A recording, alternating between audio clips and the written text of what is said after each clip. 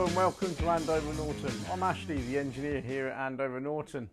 And long before I joined Andover Norton, we were selling timing covers for the Norton Commando. Now, the version we sell and only sell is the Mark III version. So it just occurred to me recently that as bikes go through the marketplace, they chop and change and owners sell from one person to another. Somebody could be thinking they're buying a 750 or pre-Mark III 850 Commando and order an oil pump seal, not realising that they've actually got a Mark III timing cover fitted to the bike. Now, there is a difference in the oil seals, and you really do need to use the correct oil seal with the correct timing cover. You'll see why in a minute when I flip these over and the difference in the seals. Now, this one here is just the standard Commando type timing cover, and you notice there's nothing in this area here, whereas when I pick this one up you can see it's got an inspection port for the actual cam chain. It also has other differences as well, which we will get onto when we flip them over. Now we'll start with the original Commando timing cover. Now, this uses the Conical, what we call the Conical type oil pump seal, and it fits in a tapered recess in the actual case that they put in there, and it does that job pretty well. The other difference with this one is the fact that it's got an oil outlet here which feeds back into the inlet side of the oil pump, which is slightly different than how they did it on the Mark III. The Mark III uses a different system where all the oil that goes through the oil pump either goes to the engine or it gets blown off into the timing cover and then runs back through into the sump and then gets circulated back via the oil pump return side back to the tank via the filter. The pre-Mark III does it slightly different. Now, this is the Mark III version. You can see there's no hole in this position here, but there is a hole up here where there isn't one on this one. That's where it blows off into the timing cover.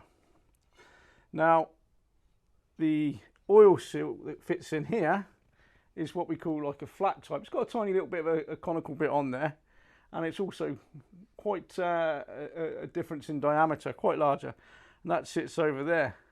Now, from what I can gather, this seal fits the Mark III timing cover, but it also sits quite nicely over the pre-Mark III timing cover. But the pre-Mark III seal doesn't sit very well at all in the Mark III timing cover. Now, the thing that comes part and parcel with this is it's something that has been asked for. It's the bolt lengths that secure these to the actual bikes themselves. Now, the Mark III uses securing screws which are all the same length. They're 1.25 inches. Now, people say, well, surely you could use it on the earlier timing cover. No, you can't, because you're using a longer screw in a hole which in certain places hasn't been tapped so deep.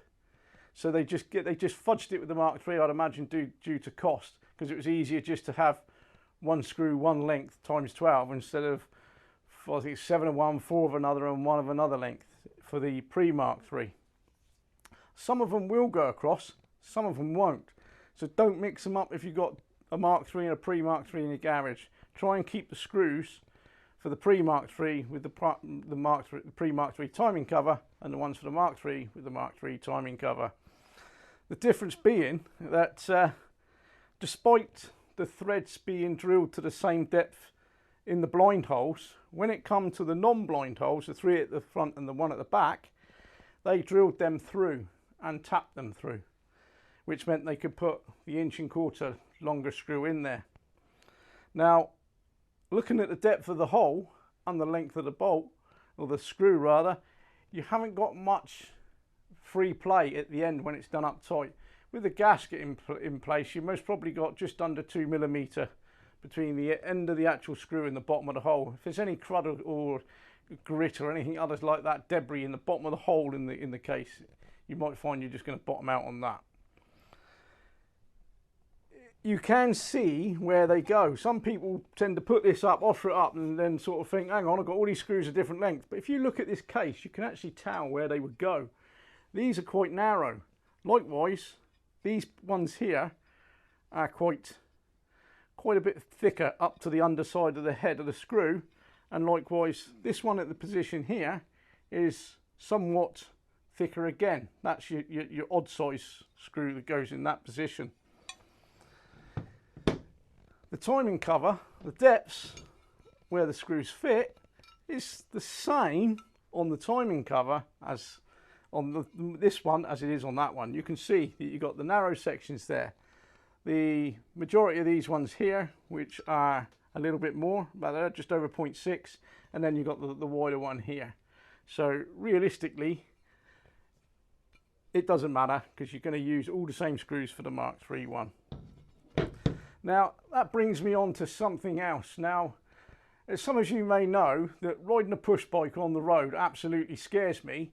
Now, riding a mountain bike downhill is something that I've done. Yeah, I enjoyed it when I did it, but I don't want to repeat it. So Tony, our driver, he's a keen mountain biker, or was, but he won't be for the next few weeks. He's had a little bit of a spill. Yeah, he tried riding his mountain bike upside down while coming down the hill, and it all went really, really wrong. The good thing is, though, despite a few broken bones, he's going to be okay, and we got the thumbs up from the stretcher when he was being taken to hospital, so all is good. Get well soon, Tony, because your van's missing you already. I had to take it out this morning. And remember, ride a motorbike, not a push bike. Far safer on a motorbike. Now, if you've got any questions, please feel free to get in touch with us. Thank you very much.